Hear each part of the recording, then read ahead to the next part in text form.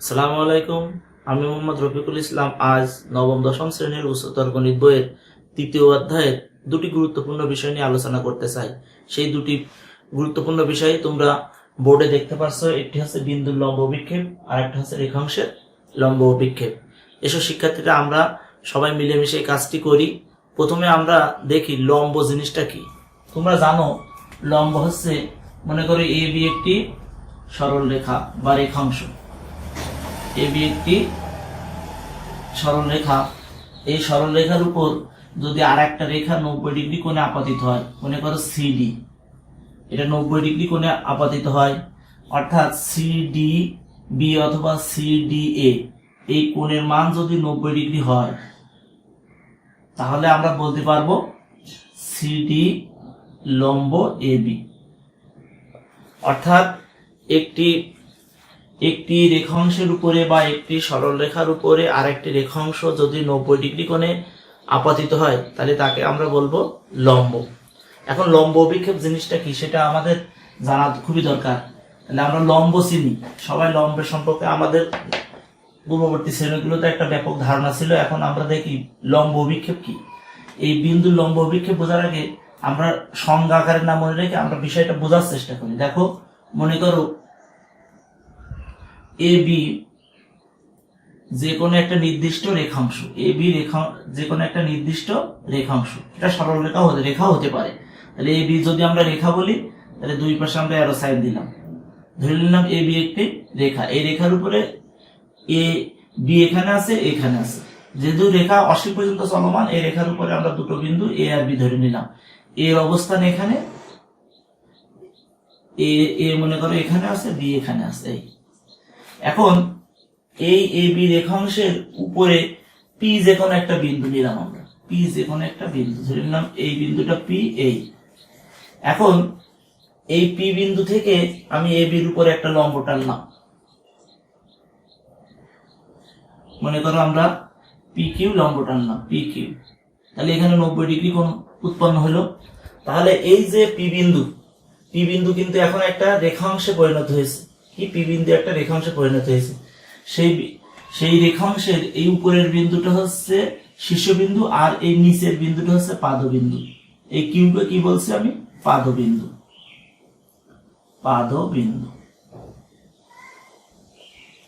তাহলে P Q একটা রেখাংশ, সেই রেখাংশের পি হচ্ছে শীর্ষবিন্দু, কিউ হচ্ছে পাদবিন্দু। আসলে এই পি বিন্দুর যে লম্ব বিক্ষেপ, এই পাদবিন্দু কিউই হবে পি বিন্দুর লম্ব বিক্ষেপ। তাহলে কোন বিন্দুর লম্ব বিক্ষেপ একটি বিন্দু, কিন্তু কোন বিন্দুর লম্ব বিক্ষেপ একটি বিন্দু, সেই বিন্দুটা এখানে এই রেখাংশের উপরে এসে পড়লো। তাহলে আমরা বিন্দুর লম্ব বিক্ষেপ কি বুঝলাম? যদি কোনো বিন্দুর লম্ব বিক্ষেপ নির্ণয় করতে বলা হয় তাহলে সেই বিন্দু থেকে নির্দিষ্ট রেখার উপরে একটা লম্ব টানবো, সেই লম্বের পাদবিন্দুই হবে ওই নির্দিষ্ট বিন্দুর কি, লম্বের পাদবিন্দুই হবে নির্দিষ্ট বিন্দুর লম্ব অভিক্ষেপ। তাহলে আমাদের এই যে এখানে একটা বিন্দু ছিল, এবার এই টাকাটা যদি আমরা এরকম মুছে দিই, জাস্ট কল্পনা করো যে এখান থেকে একটা লম্ব ছিল, তাহলে এই বিন্দুর লম্ব অভিক্ষেপ হচ্ছে এই নিচের বিন্দুটা, এই নিচের বিন্দু। এটা হচ্ছে এই যে আমরা এই যে রেখাংশ যদি আমরা আবার দেখাই, ধরে এই যে রেখাংশ নিলাম, হ্যাঁ, এই রেখাংশের এই বিন্দুটা হচ্ছে আমাদের পাদবিন্দু, এটি হচ্ছে এই পি বিন্দু লম্ব অভিক্ষেপ। তাহলে বিন্দুর লম্ব অভিক্ষেপ আমরা বিষয়টা বুঝে ফেললাম। এখন দেখো, আমরা বিন্দুর লম্ব অভিক্ষেপটা বুঝলাম, এবার আমরা আসি রেখাংশের লম্ব অভিক্ষেপ। এই রেখাংশের লম্ব অভিক্ষেপ হচ্ছে, যেহেতু মনে করো এ বি একটা রেখা, এরপরে আর একটা সিডি আর একটা রেখাংশ, সিডি একটা রেখাংশ।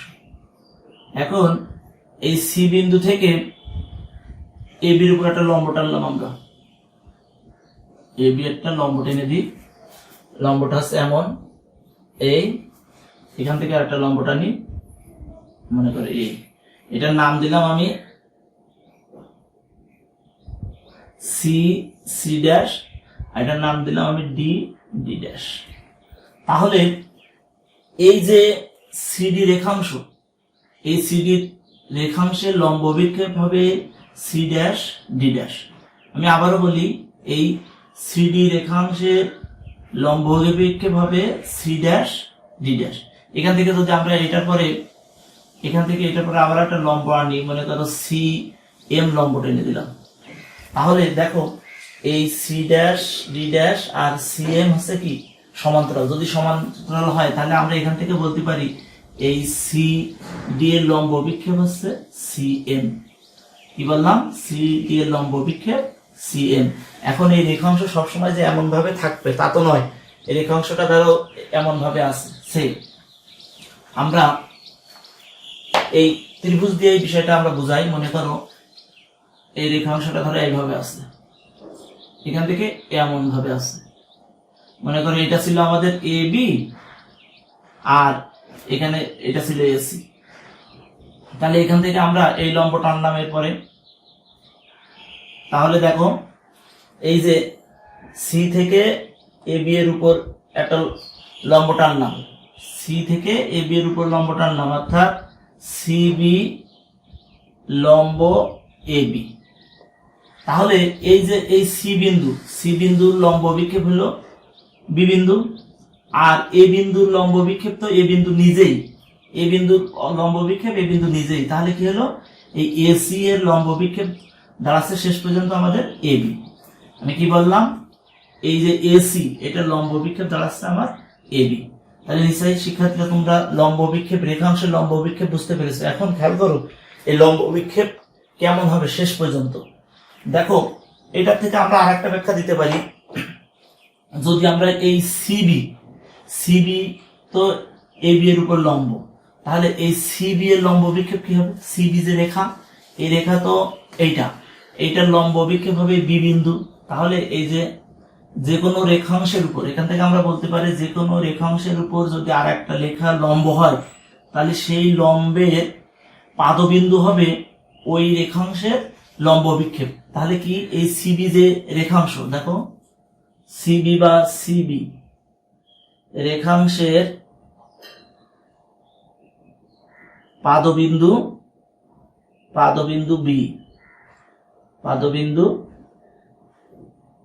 বি বিন্দু।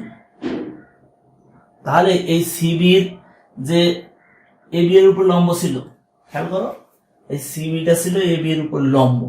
তাহলে এই সিবির যে রেখাংশ তার লম্বের পাদবিন্দু যেহেতু বি হয়েছে, তাহলে কোনো রেখাংশের যে লম্ব অভিক্ষেপ তার দৈর্ঘ্য কি হবে? তাহলে এই বি বিন্দু, তাহলে এটা দৈর্ঘ্য, তাহলে এখান থেকে বলতে পারি এর রেখাংশের দৈর্ঘ্য কি পাই? দেখো রেখাংশের দৈর্ঘ্য হচ্ছে বি বিন্দু। তা বিন্দু কি কোনো দৈর্ঘ্য আছে? তাহলে বি বিন্দু, অতএব আছে রেখাংশের দৈর্ঘ্য সমান, অতএব আমরা লিখে দিই রেখাংশের দৈর্ঘ্য, যেহেতু বিন্দু তাহলে এটা 0। তাহলে আমরা এখান থেকে আর একটা সিদ্ধান্ত দিতে পারি যে যদি একটা রেখার উপরে আর একটা রেখা, এই যে এই রেখাংশের উপরে এই রেখাংশ লম্ব হয়, তাহলে সেই লম্ব রেখাংশের দৈর্ঘ্য হচ্ছে 0, তার মানে তার লম্ব বিক্ষেপটা হচ্ছে 0। দেখো লম্বের মান আছে, ধরো এটা 5 সেন্টিমিটার 7 সেন্টিমিটার, কিন্তু লম্ব বিক্ষেপের দৈর্ঘ্য কিন্তু 0। লম্ব এবং লম্ব বিক্ষেপ এক জিনিস নয়, কিন্তু লম্ব হচ্ছে একটি রেখার উপর আর একটা রেখা 90 ডিগ্রি কোণে যদি আপতিত হয়, তাহলে সেখানকে আমরা বলবো লম্ব, আর সেই লম্বের পাদবিন্দুটাই হচ্ছে লম্ব বিক্ষেপ। আমি খেয়াল করবো এই বিসি এর পাদবিন্দুই হচ্ছে লম্ব বিক্ষেপ। তাহলে লম্ব বিক্ষেপের মান এখানে আমাদের দৈর্ঘ্য 0 হয়ে গেল। এখন এই লম্ব বিক্ষেপ যদি এমন না থেকেই আরো কিভাবে থাকতে পারে দেখো, সেটা আমরা আর একটা চিত্র নিই। সাপোজ এই যে এ বি আমাদের একটা রেখাংশ আছে, এই রেখাংশের উপরে এবার এটা এমন ভাবে আছে, খাড়া করে আছে, ধরো এরকম। মনে করে এইটা আমাদের পি কিউ, আর এটা হচ্ছে পি কিউ থেকে এটার পরে লম্ব হচ্ছে কিউ ড্যাশ। তাহলে এই পি কিউ এর লম্ব বিক্ষেপ পি কিউ ড্যাশ। এখন এটা যদি এমন না থেকে এমন থাকে, দেখো আর একটু আমরা একে করে দিলাম, সরাই দিলাম, তাহলে এই লম্ব বিক্ষেপের মানটা কি আর একটু বেড়ে গেল। খেয়াল করো যদি আমরা আরো সরাই, আর আরো এইটাকে যখন এইদিকে সরাবো তখন এটা নিচে নামবে। ধরো এইভাবে আসলো, এই আমরা এইদিকে সরাই দেখাচ্ছি জাস্ট। এখানে ছিল পি, ধরো এইদিকে আছে, তাহলে পি, এটা ছিল আমাদের কিউ। দেখো লম্ব বিক্ষেপের মান আস্তে আস্তে বাড়ছে। এখন এইটা যদি এরপরে কোইনসাইড হয়, সে এই কিউ যদি কিউ ড্যাশের উপরে পড়ে যায় এরকম, আমরা যদি একটা লাল কালিতে এটাকে দেখাই, ধরো এইটা এইভাবে দেখালাম, অর্থাৎ এই পি কিউ রেখাংশ এটার পরে সমাপতিত হলো। তাহলে এটাকে যদি আমরা এবার অন্যভাবে একটু ডিজাইন করি, এটাকে এই পি কিউকে আমি সরাই নিচ্ছি, এই এ বি ছিল তো, এটা ছিল আমাদের পি কিউ ড্যাশ। এবার এটাকে আমরা এখান থেকে একটু উপরের দিকে তুলে নিলাম, নিয়ে যদি আমরা লম্বটা নিই মাথা থেকে মাথায়, এই আর এই, তাহলে এটা ছিল আমাদের, এখানে মনে করে এটার আমরা নতুন একটা নাম দিলাম সিডি। তাহলে দেখো এই মাথা থেকে এখানে লম্ব টানলাম, এটা লম্ব টানলাম, তাহলে এই দুটো যদি সমান্তরাল হয়, অর্থাৎ সিডি আর পি কিউটার যদি সমান্তরাল হয়, তাহলে এই সিডি আর পি কিউটার সমান হবে। তাহলে লম্ব অভিক্ষেপের মান, রেখাংশের লম্ব অভিক্ষেপের মান কি হতে পারে, ওই রেখাংশের সমান হতে পারে বা তার চেয়ে কম হবে। কি দেখেছিলাম, একবার শূন্য হয়েছিল। তাহলে কোন রেখাংশের লম্ব অভিক্ষেপ শূন্য থেকে শুরু করে ওই রেখাংশের সমান পর্যন্ত হবে, কিন্তু তার বড় হওয়ার তার কোনো সুযোগ নেই। তাহলে সর্বোচ্চ হবে তার সমান কখন, যখন তারা পরস্পর সমান্তরাল থাকবে। আর যখন তারা বিভিন্ন কোণ তৈরি করবে, যদি 90 ডিগ্রি কোণ করে থাকে তাহলে তার মান শূন্য হয়ে যাবে। আর যদি 90 অর্থাৎ 0 চেয়ে বড় 90 দিকে চেয়ে ছোট কোণ তৈরি করে, তাহলে ওই রেখাংশের চেয়ে ছোট হবে। তাহলে ডিসিশন তিনটা, যদি একটা রেখার উপর আর একটা রেখা লম্ব হয়, তাহলে তার লম্ব অভিক্ষেপের মান দৈর্ঘ্য শূন্য। যদি সমান্তরাল ভাবে থাকে, তাহলে তার লম্ব অভিক্ষেপের মান হবে ওই রেখাংশের সমান। আর যদি 0 চেয়ে বড় 90 ডিগ্রি চেয়ে ছোট কোণে আপাতিত হয়, তাহলে তার লম্ব যে অভিক্ষেপ থাকবে সেটি হবে মূল রেখাংশের চেয়ে ছোট, অর্থাৎ লম্ব অভিক্ষেপটা তখন ছোট হবে। হ্যাঁ, তাহলে আমরা লম্ব অভিক্ষেপ বিষয়টা মনে হয় বুঝতে পেরেছি। এখন দেখো এখানে আমি 3 রকমের 3টা ত্রিভুজ নিয়েছি। এই ত্রিভুজ 3টি লম্ব অভিক্ষেপ আমরা একটু দেখতে চাই।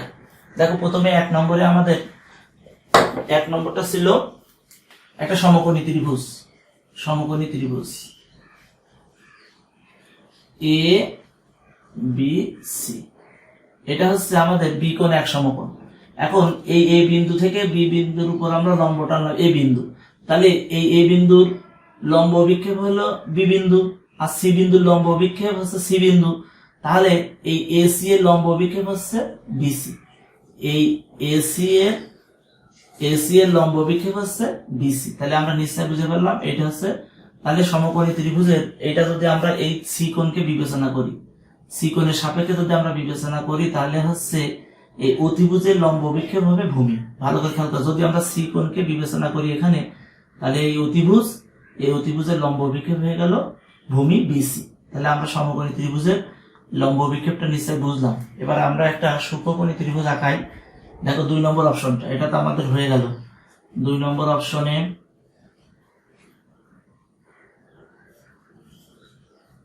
এই ছবিটা আমরা একটু দেখি। মনে করো আমাদের এ বি সি একটা সূক্ষ্মকোণী ত্রিভুজ, আর এ থেকে বিসি এর উপর আমি এডি লম্ব টানলাম। এখানে দেখো এডি লম্ব টানলাম। এখানে আমাদের খেয়াল করতে হবে যে যদি আমরা এই বি বিন্দুর লম্ব অভিক্ষেপ বি বিন্দু নিজেই, আর এ বিন্দুর লম্ব অভিক্ষেপ ডি বিন্দু, তাহলে এ বি এর লম্ব অভিক্ষেপ হবে বিডি। ভালো করে খেয়াল করো, এ বি এর লম্ব অভিক্ষেপ বিডি। একইভাবে সি বিন্দুর লম্ব অভিক্ষেপ সি বিন্দু নিজেই, আর এ বিন্দুর লম্ব অভিক্ষেপ ডি বিন্দু, তাহলে এসি এর লম্ব অভিক্ষেপ হবে সিডি। এখন প্রশ্ন হচ্ছে তাহলে এডি এর লম্ব অভিক্ষেপটা কি হবে? এডি, এই যে এডির উপর এডির লম্ব অভিক্ষেপ কেমন হবে? আমরা বলেছিলাম, খেয়াল করো যে কোন রেখাংশ যখন একটা রেখার উপরে সমাপতিত হবে, তখন তার লম্ব অভিক্ষেপ হবে ওই রেখাংশের সমান। এই একটু আগেই তো আমি যেটা দেখালাম, তাহলে এডি এর উপর এডি এর লম্ব অভিক্ষেপ হবে এডি। Be careful. তাহলে যখন তারা একটার পর সমাপতিত হবে বা সমান্তরাল থাকবে, তাহলে তার লম্ব অভিক্ষেপ হবে সর্বোচ্চ দৈর্ঘ্য, অর্থাৎ এডির লম্ব অভিক্ষেপ এডি নিজেই, এডির উপরে এডি এর লম্ব অভিক্ষেপ এডি। এটা যখন একই রেখার উপরে সমাপতিত হবে বা সমান্তরাল থাকবে তখন। তাহলে আমরা নিশ্চয়ই শিক্ষার্থী এখান থেকে তোমরা বুঝতে পেরেছো যে এ বি এর লম্ব অভিক্ষেপ কেন বিডি হয়, আবার এসি এর লম্ব অভিক্ষেপ কেন সিডি হয়, আবার এডি এর উপর কেন এডি এর লম্ব অভিক্ষেপ এডি হয়। হ্যাঁ, তাহলে আমরা সূক্ষ্মকোণী ত্রিভুজের ক্ষেত্রে বিষয়টা দেখালাম। এবার আসে আমরা একটা স্থূলকোণী ত্রিভুজ নিই। দেখো 3 নম্বর অপশনে আমরা একটা স্থূলকোণী ত্রিভুজ নিয়েছিলাম। এই ত্রিভুজটা খেয়াল করো, এ বি সি। এখন এই এ বিন্দু থেকে এই বিসি এর প্রতিতাংশের উপর আমরা একটা লম্ব টেনে দিলাম, সেটা হচ্ছে এ বি। তাহলে এখন খেয়াল করো, এই যে বি বিন্দু লম্ব বিক্ষেপ তো বি বিন্দু নিজেই, আর এই এ বিন্দু থেকে এই সিডি এর প্রতিতাংশের উপর এই লম্ব টানা হয়েছে এডি। তাহলে ডি বিন্দু লম্ব বিক্ষেপ ডি বিন্দু, অর্থাৎ এ বিন্দু লম্ব বিক্ষেপ ডি বিন্দু। তাহলে এ বি যে রেখাংশ তার লম্ব বিক্ষেপ হবে বিডি। কি বললাম? এ বি রেখাংশের লম্ব বিক্ষেপ হবে বিডি। আবার এখানে দেখো এসি এর লম্ব বিক্ষেপ হবে সিডি। এই যে এসি, এটা লম্ব বিক্ষেপ হবে সিডি। কারণ কি? সি বিন্দুর লম্ব বিক্ষেপ সি বিন্দু নিজেই, আর এ বিন্দুর লম্ব বিক্ষেপ ডি বিন্দু। তাহলে এসি এর লম্ব বিক্ষেপ হবে সিডি। নিশ্চয় তোমরা এই আমাদের স্থূলকোণী ত্রিভুজের লম্ব বিক্ষেপ জিনিসটাও বুঝতে পেরেছো।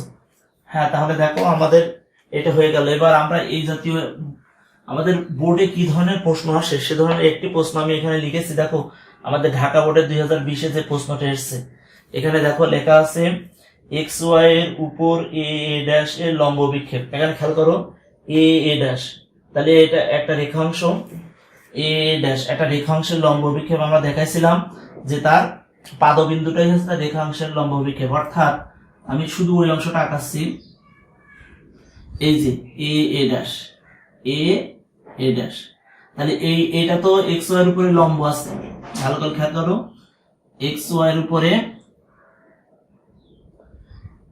এক্স ওয়াই রেখাংশের উপরে এ ড্যাশ লম্ব। তাহলে কোন লম্ব রেখাংশের লম্ব বিক্ষেপ আছে সেই লম্বের পাদবিন্দু, অর্থাৎ এই বিন্দুটা। তাহলে উত্তর হবে আমাদের এ ড্যাশ বিন্দু।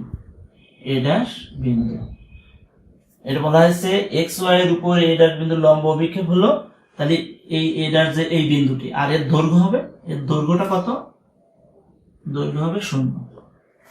শিক্ষার্থীরা, আশা করি তোমরা লম্ব এবং লম্ব বিক্ষেপের ভিতরে যে পার্থক্য আছে সেটি তোমরা বুঝতে পেরেছো, এবং লম্ব বিক্ষেপ তোমরা ঠিকমতো বুঝতে পেরেছো। তা তোমরা সবাই ভালো থাকো, সুস্থ হবে, দেখা হবে পরবর্তী ভিডিওতে। তবে তোমাদের সবার সুস্বাস্থ্য কামনা করে আজকে আমার ক্লাস এখানে শেষ করছি। আল্লাহ হাফেজ।